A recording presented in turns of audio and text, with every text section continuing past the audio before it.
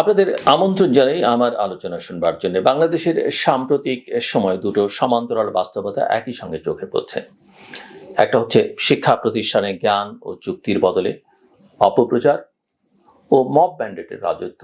অন্যটি হচ্ছে দেশের একটি বৃহৎ রাজনৈতিক দলের অভ্যন্তরে দুর্বৃত্তায়নের অনিয়ন্ত্রিত বিস্তার।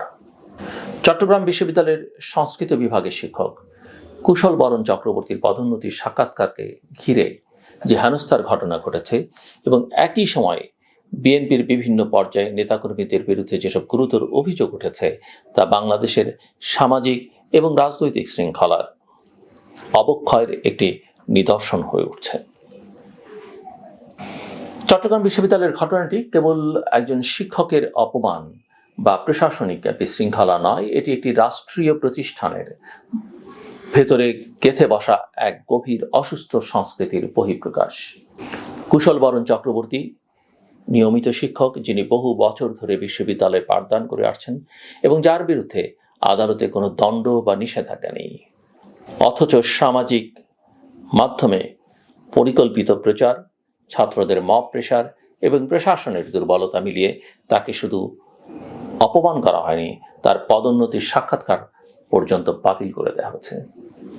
যে ভিডিও সামাজিক মাধ্যমে ভাইরাল হয়েছে তাতে স্পষ্ট দেখা গেছে উপাচার্যের কক্ষে শিক্ষার্থীদের একটি দল কুশল চক্রবর্তীর বিরুদ্ধে চিৎকার চেঁচামেচি করছে, তাকে অপমান করছে, এমনকি উপাচার্যকেও হেয় করে বলছে, আপনি নিজ যোগ্যতায় বসেননি, আমরা বসিয়েছি।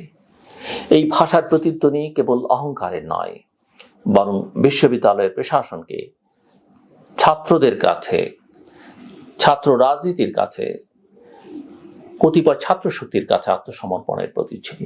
একজন শিক্ষক যখন উপাচার্যের রুমে নিরাপদ নন, তখন বোঝা যায় প্রতিষ্ঠানের ভেতরের শৃঙ্খলা কতটা ভঙ্গুর। অভিযোগ রয়েছে কুশল চক্রবর্তীর বিরুদ্ধে পূর্বের একটি হত্যা মামলায় তার নাম আছে, যদিও তিনি স্পষ্টভাবে বলেছেন সেদিন তিনি চট্টগ্রামে ছিলেন না, অসুস্থ অবস্থায় ঢাকায় চিকিৎসাধীন ছিলেন। এই বক্তব্যের সত্যতা যাচাইয়ের দায়িত্ব বিশ্ববিদ্যালয়ের প্রশাসনের, তবে সেটি না করে ছাত্রদের অভিযোগ পেয়ে বোর্ড থেকে নাম প্রত্যাহার করে নেওয়ার সিদ্ধান্ত শুধু দুর্বল নয়, ভয়াবহভাবে অন্যায়। এতে একদিকে যেমন বিশ্ববিদ্যালয়ের অভ্যন্তরীণ প্রক্রিয়ায় স্বচ্ছতা ও মর্যাদা ক্ষুণ্ণ করেছে ওই প্রক্রিয়ার, অন্যদিকে সাম্প্রদায়িক বিভাজন বা মতাদর্শগত অবস্থানের ভিত্তিতে একজন সংখ্যালঘু শিক্ষকের বিরুদ্ধে মব গঠনের সংস্কৃতিকে বৈধতা দেয়া হলো।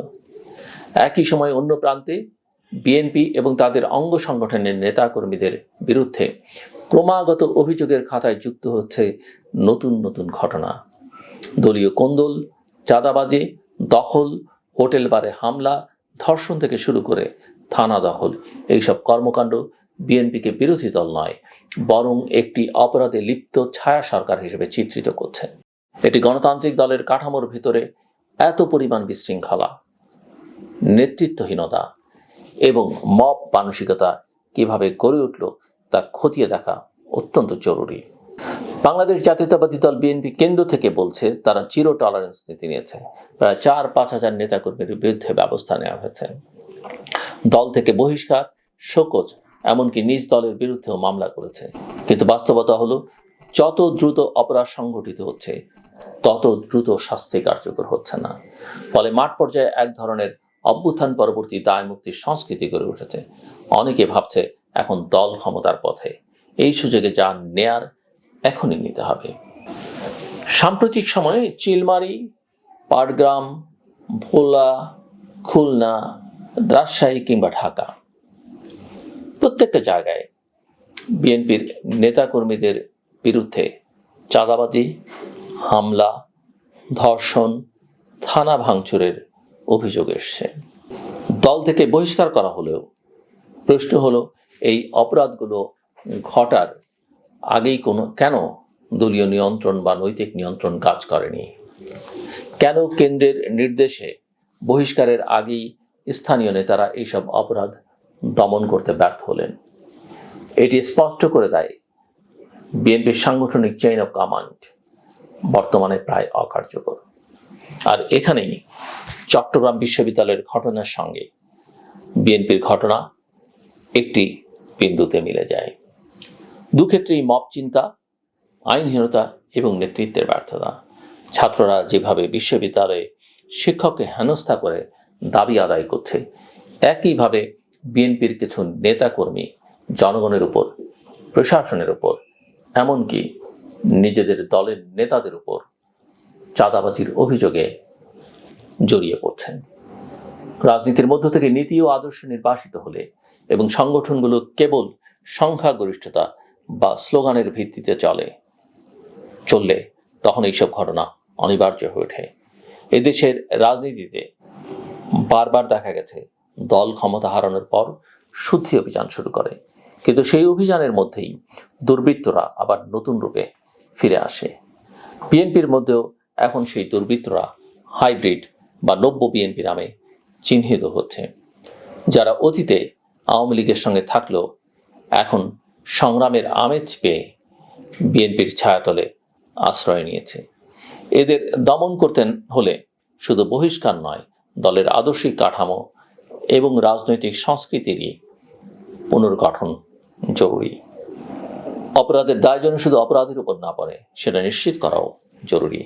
যেমন চট্টগ্রাম বিশ্ববিদ্যালয়ে যদি একজন সংখ্যালঘু শিক্ষক সংখ্যালঘু অধিকারে কাজ করার কারণে টার্গেট হন, সেটি আরও গভীর উদ্বেগের বিষয়। কারণ রাষ্ট্র তখন একটি বিপজ্জনক পথে হাঁটছে, যেখানে মতাদর্শিক ভিন্নতা বা পরিচয় একটি বিপদের কারণ হয়ে দাঁড়াচ্ছে। বিশ্ববিদ্যালয়, রাজনৈতিক দল, আদালত, এই তিনটি প্রতিষ্ঠান সমাজের ন্যায়, শৃঙ্খলা এবং নেতৃত্বের প্রতীক। কিন্তু যখন এই তিনটির ভেতরে মব, অপপ্রচার ও দুর্বৃত্তায়নের চর্চা গড়ে ওঠে, তখন রাষ্ট্র কাঠামো কেবল দুর্বল হয় না, জনগণের মনে ভর করে এক ধরনের আশাহীনতা। এটি জাতি তখন কেবল প্রতিক্রিয়াশীল হয়, উদ্ভাবনশীল নয়। আমরা এই মুহূর্তে ঠিক সেই রাস্তায় দাঁড়িয়ে আছি।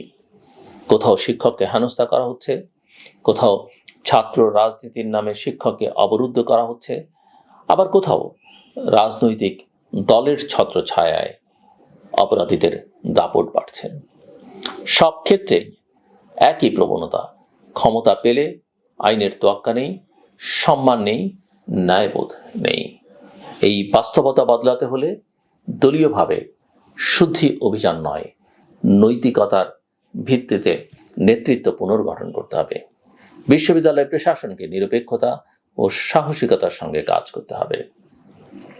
রাজনৈতিক দলগুলোকে যার বিরুদ্ধে অভিযোগ সে যতই শক্তিশালী হোক, তার বিরুদ্ধেই ব্যবস্থা, এই বার্তা জনগণের সামনে স্পষ্ট করে দিতে হবে। নয়তো এই দেশের ভবিষ্যৎ শুধু শিক্ষা ব্যবস্থা নয়, রাজনীতির মাঠও হারাবে সব ধরনের গ্রহণযোগ্যতা, এবং তার পরিণাম কেবল একটি কুশলবরণ চক্রবর্তীর ব্যক্তিগত অপমান বা বিএনপির সাংগঠনিক দুর্বলতা নয়, বরং একটা জাতির সার্বিক রাজনৈতিক পরিণতির শুরু। শেষ করবার আগে বলি, কোনো মানুষকে সবার সামনে অপমান করবেন না। আপনার ভিন্ন মত থাকতে পারে, আপনি তার উপরে ক্ষুব্ধ থাকতে পারেন, কিন্তু সেটা শালীনতার মধ্যে থেকে তাকে আলাদা করে বলুন। মনে রাখবেন, আপনার কথায়, আচরণে এবং প্রকাশে যেন শালীনতা থাকে, এবং সেখান থেকেই আপনার জীবনে, আপনার পরিবারে, সমাজের আসে পরিবর্তনের সূচনা হতে পারে। আমার কথা শুনবার জন্য আপনাদের অসংখ্য ধন্যবাদ। আপনাদের সবার জন্য শুভকামনা।